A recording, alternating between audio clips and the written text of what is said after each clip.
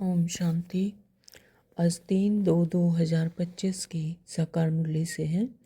बाबा ने इसमें बताया कि आत्मा रूपी ज्योति में ज्ञान योग का दृढ़ डालो तो ज्योति जगी रहेगी। बाप आते हैं तब कहा जाता है छोड़ भी दे से आकाश सिंहासन। बाप रहते हैं मैं तत्व में, आकाश तत्व में तो तुम रहते हो। सबकी रावण बुद्धि है, अब तुम हो ईश्वरीय बुद्धि। बाप तुम्हारी बुद्धि का अब ताला खोल रहे हैं, रावण ताला बंद कर देते हैं। मैं तुमको स्वच्छ बुद्धि बनाता हूँ, ज्ञान रथ डालता हूँ। हमारा बाप परम आत्मा परमात्मा है। आत्मा तो एक शरीर छोड़ जाए दूसरा लेती है। बाबा ने कहा, बाबा पूछते हैं याद का चार्ट निकालो, कितना समय याद करते हो। बाबा को याद का चार्ट यथार्थ रीति बनाकर दिखाओ, याद की ही मुख्य बात है। योग से ही कर्मेंद्रियां बिल्कुल शांत हो सकती हैं। यहाँ आकर जो पाप करते हैं वह तो और ही 100 गुना सजा खाएंगे। सच्ची सच्ची माला 8 की बनी है, 9 रतन गाए जाते हैं। मामेकम याद करो, यह अक्षर भी कहते हैं परंतु अर्थ नहीं समझते। हर एक की अपनी अपनी तकदीर है। लक्ष्मी नारायण पहले नंबर वालों को ही पूरे 84 जन्म लेने हैं। ज्ञान में भल कितने भी अच्छे हैं परंतु योग में कई बच्चे नापास हैं। योग नहीं तो विक्रम विनाश नहीं होंगे, ऊंच पद नहीं पाएंगे। शरीर का भान छोड़ने के लिए याद चाहिए। धर्म में बाबा ने कहा कि याद के बल से अपनी कर्मेंद्रियों को शीतल शांत बनाना है। फुल पास होने के लिए यथार्थ रीति बाप को याद कर पावन बनना है।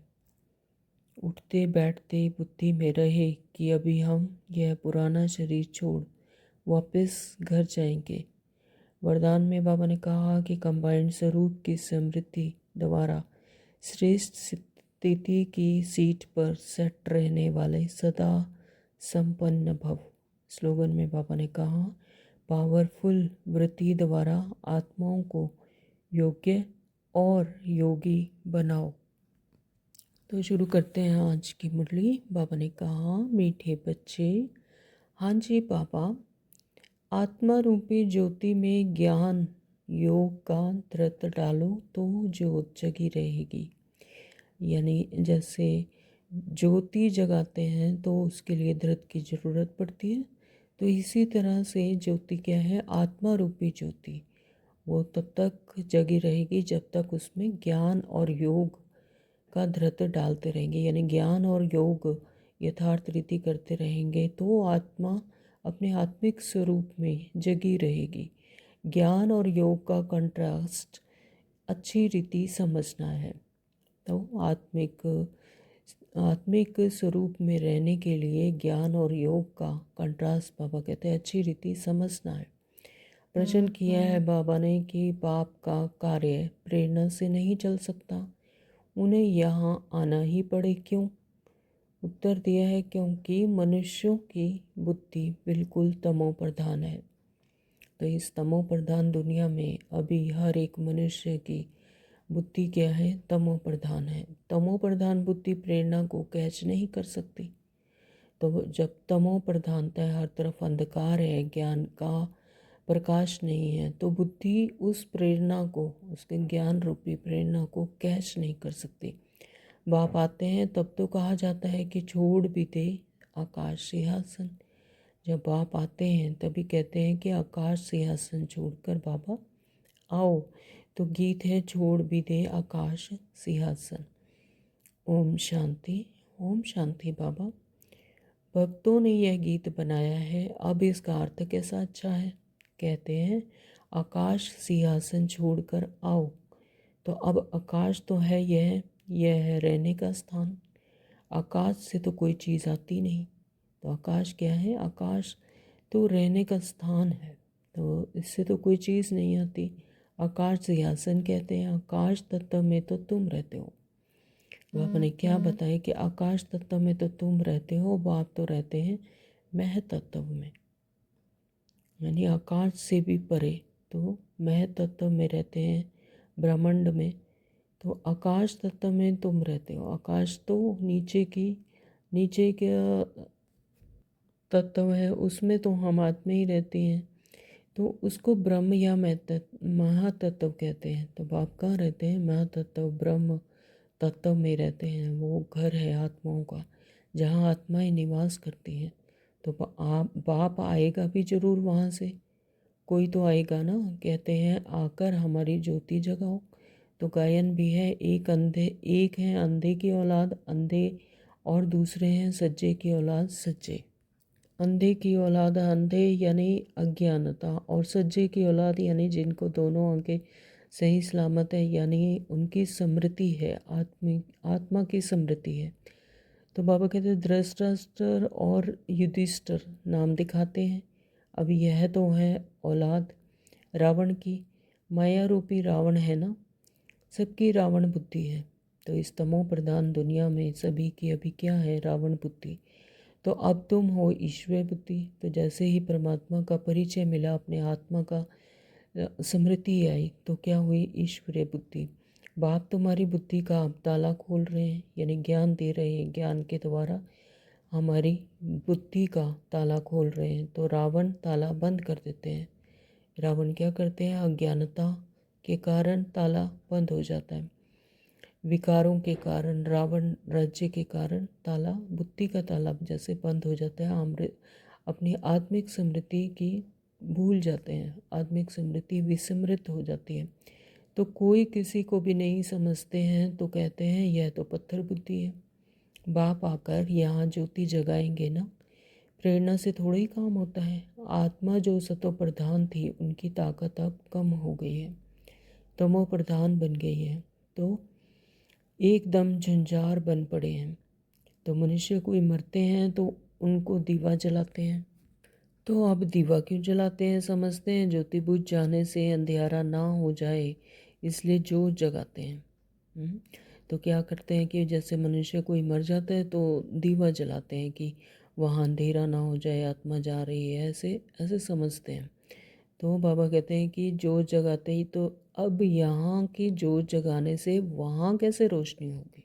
तो यहाँ स्थूल में अगर ज्योति जगाते हैं तो आत्मा को वहाँ रोशनी कैसे दिखेगी? तो कुछ भी समझते नहीं। अभी तुम सेंसिबल बुद्धि बनते हो।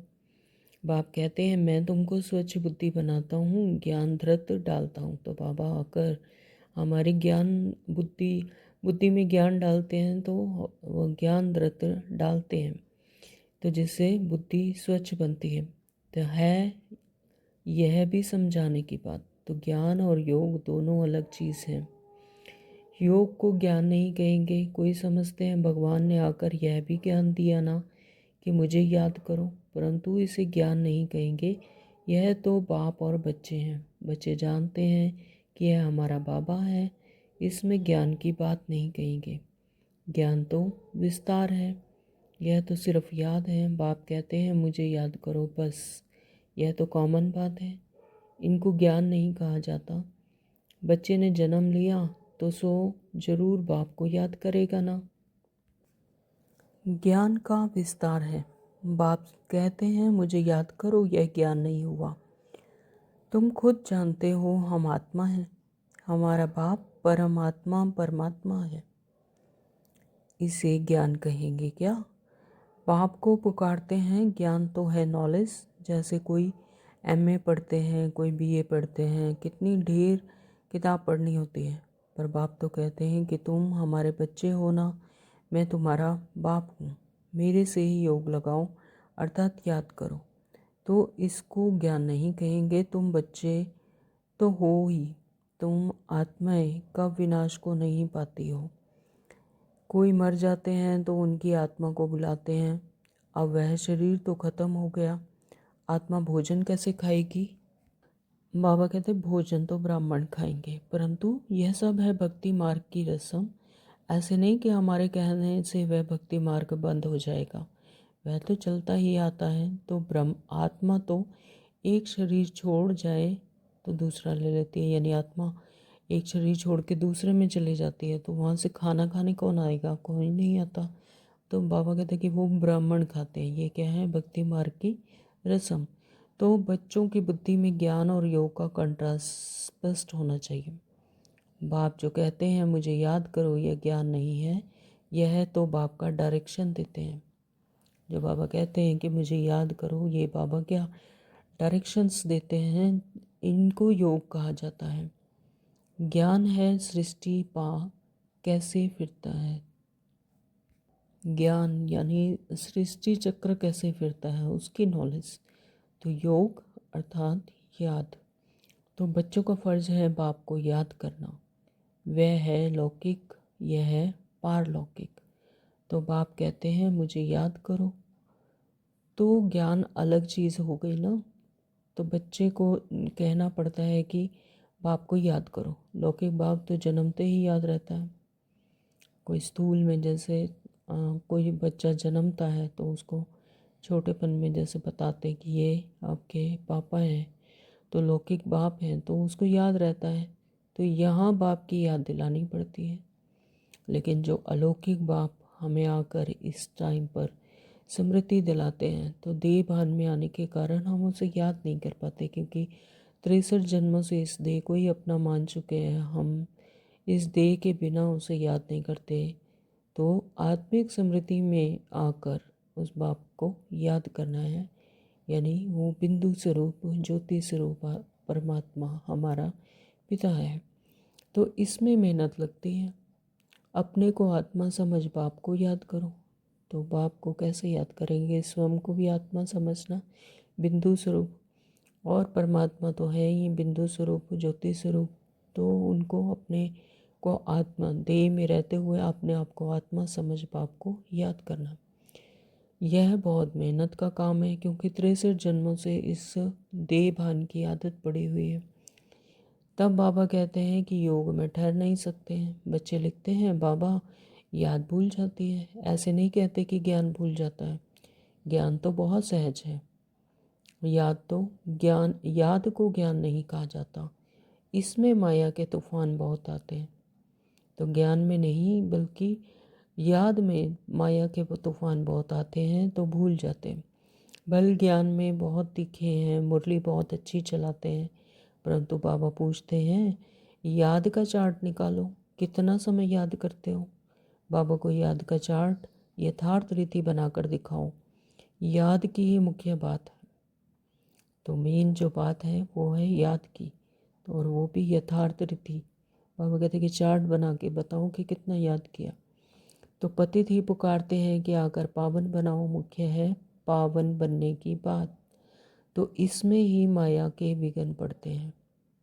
शिव भगवान वाच याद में सब बहुत कच्चे हैं। अच्छे अच्छे बच्चे जो मुरली भी बहुत अच्छी चलाते हैं, परंतु याद में बहुत कमज़ोर हैं। बाबा आज बच्चों को उलाहना दे रहे हैं कि याद में बहुत कमज़ोर हैं। याद भी उसी रीति जैसे ज्ञान को अच्छी तरह से धारण करते हैं, सुनते हैं, समझते हैं, अच्छी अच्छी मुरली चलाते हैं, तो बाबा कहते हैं याद में भी वैसे ही अच्छे रहना है। याद भी अच्छी रीति याद करना है। योग से ही विक्रम विनाश होते हैं। ज्ञान से तो बुद्धि में स्मृति आती है, लेकिन योग से ही विक्रम विनाश योग से होंगे। परमात्मा के सानिध्य में बैठकर परमात्मा के साथ योग लगाकर कंबाइंड स्वरूप में, तब विक्रम विनाश होते हैं। अचल अडल स्थिति। योग से ही कर्मेंद्रियां बिल्कुल शांत हो सकती हैं। ये कर्मेंद्रियां भी योग से ही शांत होती हैं। एक बाप के सिवाय कोई याद ना आए, कोई देह भी याद ना आए। आत्मा जानती है यह सारी दुनिया खल्लास होनी है। अब हम जाते हैं अपने घर, फिर आएंगे राजधानी में यानी सतयुग में। तो यह सदैव बुद्धि में रहना चाहिए। ज्ञान जो मिलता है वह आत्मा में रहना चाहिए। बाप तो हैं योगेश्वर। जो याद सिखलाते हैं। बाबा क्या हैं? योगेश्वर, जो याद हमें आकर सिखलाते हैं। तो वास्तव में ईश्वर को योगेश्वर नहीं कहेंगे, तुम योगेश्वर हो। बाबा कहते हैं कि तुम्हें योग लगाने की ज़रूरत है, तुम योग लगाते हो तो तुम योगेश्वर हो। ईश्वर बाप कहते हैं मुझे याद करो। तो यह याद सिखलाने वाला ईश्वर बाप है। वह निराकार बाप शरीर द्वारा सुनाते हैं। बच्चे भी शरीर द्वारा सुनते हैं। कई तो योग में बहुत कच्चे हैं, बिल्कुल याद करते ही नहीं।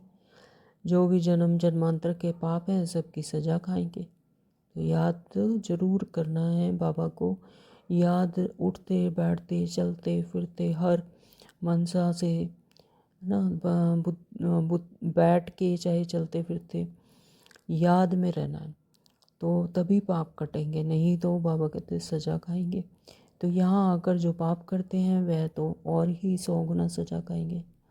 ज्ञान की तिक तिक तो बहुत करते हैं, योग बिल्कुल ही नहीं है, जिस कारण पाप भस्म नहीं होते, कच्चे ही रह जाते हैं। इसलिए सच्ची सच्ची माला 8 की बनी हुई है। बाबा कहते हैं कि योग में नहीं रहते, कच्चे ही रह जाते हैं। इसलिए जो सच्ची सच्ची माला जिन्होंने बहुत पुरुषार्थ किया, योग में रहे, तो वो माला सिर्फ 8 की बनी है। 9 रतन गाए हुए हैं, तो वो भी 9 रतन, वो भी पुरुषार्थी बच्चे हैं बाबा के, जो 9 रतन गाए हुए हैं। तो 108 रतन कभी सुना है? तो 108 की भी माला बनती है। लेकिन बाबा कहते हैं कि उन्हें रतन नहीं कहा जाता। 108 की रतन कभी सुने हैं? 108 रत्नों में कोई चीज़ नहीं बनाते हैं। बहुत हैं जो इन बातों को पूरा समझते नहीं हैं। याद को ज्ञान नहीं कहा जा सकता।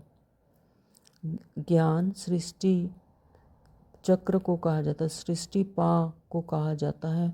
शास्त्रों में ज्ञान नहीं है, वह शास्त्र है भक्ति मार्ग के। बाप खुद कहते हैं मैं इनसे नहीं मिलता।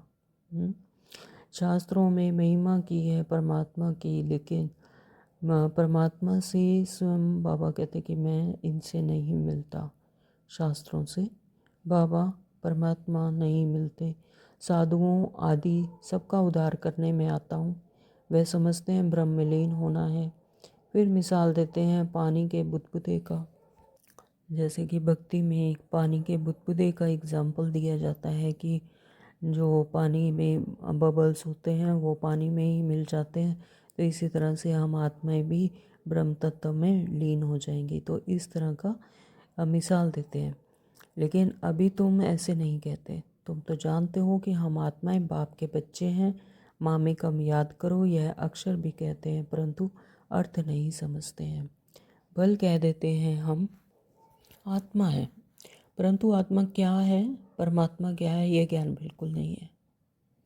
यह बाप ही आकर सुनाते हैं। अभी तुम जानते हो हम आत्माओं का घर वह है, वहाँ सारा सिज रहा है। यानी ब्रह्म तत्व से ही जो सन्यासी साधु सन्यासी हैं वो ब्रह्म तत्व को ही परमात्मा कह देते हैं। लेकिन बाबा कहते हैं कि वह तो आत्माओं का घर है, परमात्मा से तो मिलते ही नहीं। तो वहाँ सारा सिज रहा है।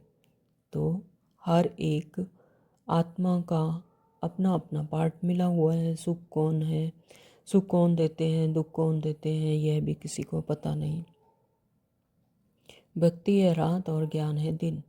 63 जन्म तुम धक्के खाते हो, फिर ज्ञान देता हूँ तो कितना समय लगता है? सेकंड। जैसे ही स्मृति आई, अपनी आत्मिक स्मृति आई और परमात्मा को पहचानो तो 1 सेकंड का टाइम लगता है।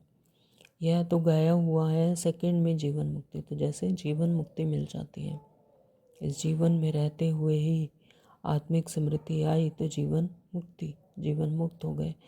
तो यह तुम्हारा बाप है ना, वही पतित पावन है।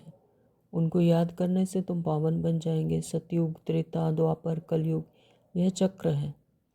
नाम भी जानते हैं, परंतु पत्थर बुद्धि ऐसे हैं कि टाइम का किसी को पता ही नहीं। समझते भी हैं घोर कलयुग है।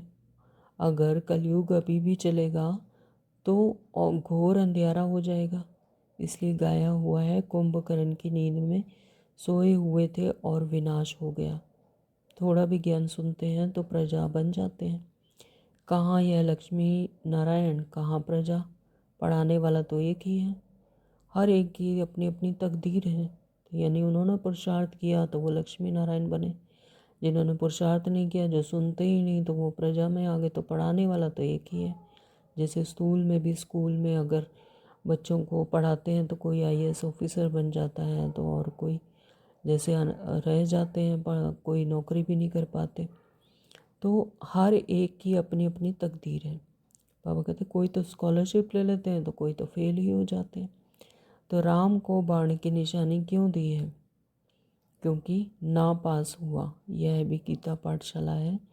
कोई तो कुछ भी मार्क्स लेने लायक नहीं। मैं आत्मा बिंदी हूँ, बाप भी बिंदी है, ऐसे उनको याद करना है। जो इस बात को समझते भी नहीं वह क्या पद पाएंगे। याद में ना रहने से बहुत घाटा पड़ जाता है। याद का बल बहुत कमाल करता है। कर्मेंद्रियाँ बिल्कुल शीतल और शांत हो जाती हैं। ज्ञान से शांत नहीं होंगे, योग बल से शांत होंगे, है ना। ज्ञान धारण करते हैं, ज्ञान सुनते हैं, ज्ञान का मनन चिंतन भी बहुत अच्छा करते हैं।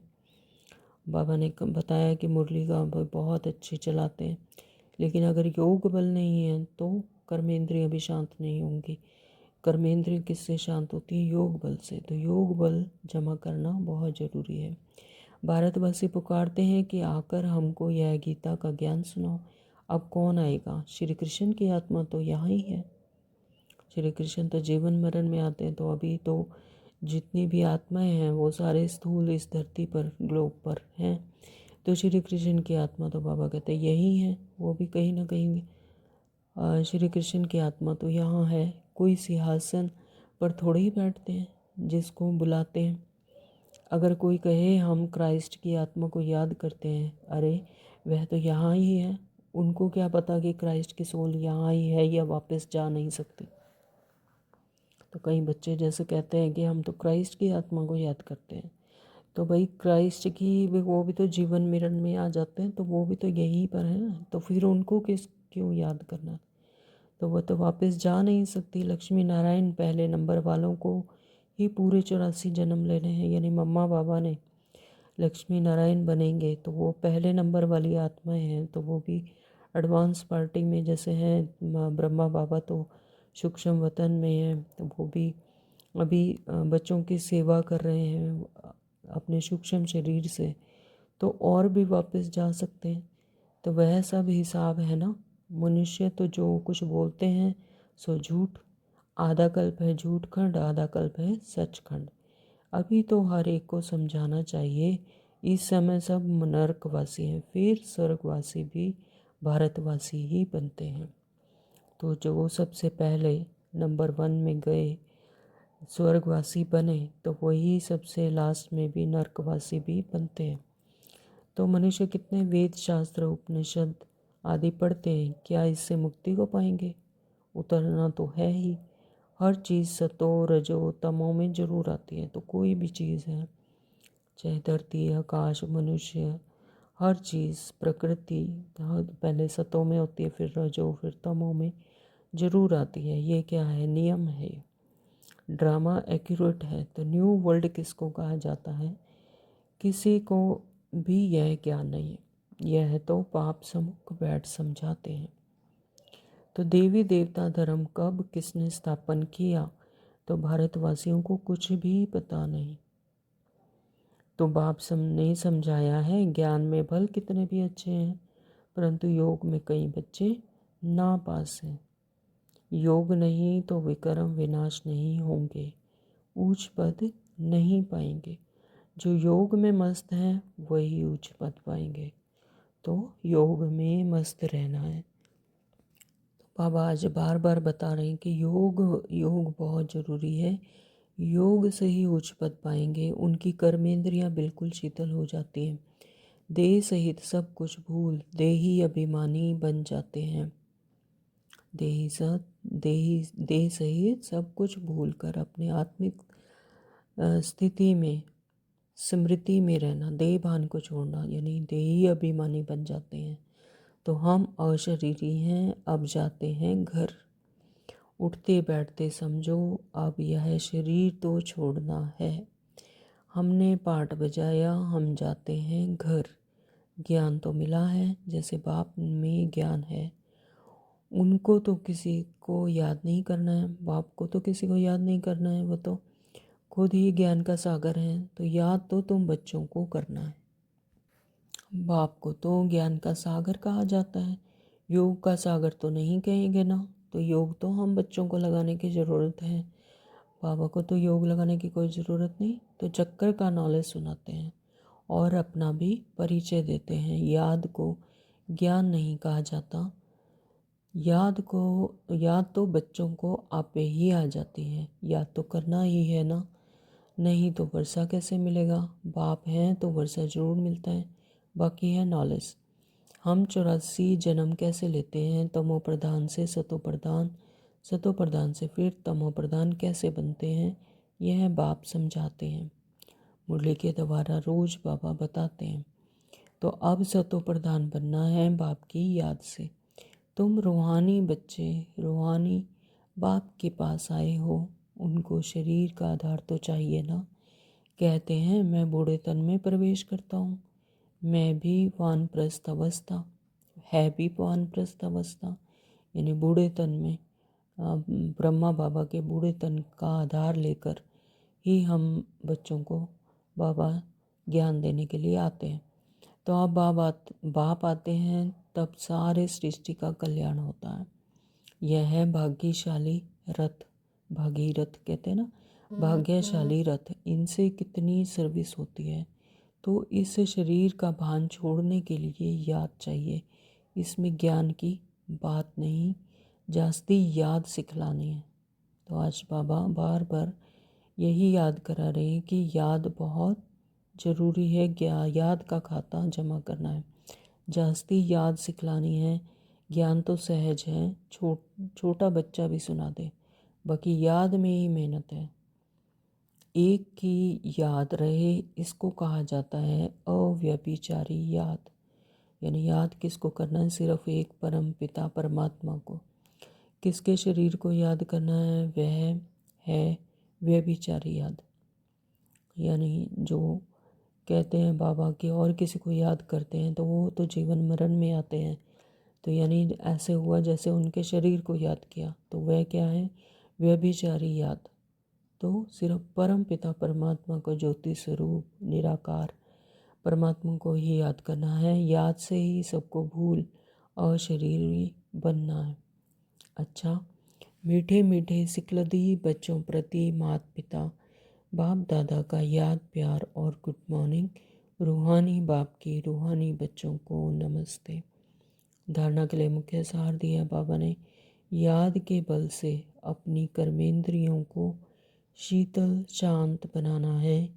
फुल पास होने के लिए यथार्थ रीति बाप को याद कर पावन बनना है। याद के बल से यानी स्वयं को आत्मा समझ परमात्मा को याद करना है। तो याद में जितना जितना याद में रहेगी आत्मा परमात्मा के साथ कंबाइंड स्वरूप में, तो उतनी ही कर्मेंद्रियों को शीतल और शांत अपने आप ही स्वतः ही शीतल और शांत होती जाएंगी। और फुल पास होने के लिए बाबा ने कहा कि यथार्थ रीति बाप को याद कर, याद से ही पावन बनते जाएंगे, तमो प्रधान से सतो प्रधान। तो उठते बैठते बुद्धि में रहे कि अभी हम यह पुराना शरीर छोड़ वापस घर जाएंगे। तो यह शरीर पुराना 5 तत्वों का बना पुराना शरीर अब छोड़कर 5 तत्वों की यह दुनिया को छोड़कर वापस घर जाएंगे। बाबा ने कहा जैसे बाप में सब ज्ञान है, ऐसे मास्टर ज्ञान सागर बनना है। तो बाप क्या है, ज्ञान का सागर। तो उस सागर में डूबकर, ज्ञान के सागर में गोते खाकर ज्ञान को धारण करके ऐसे मास्टर ज्ञान सागर बनना है।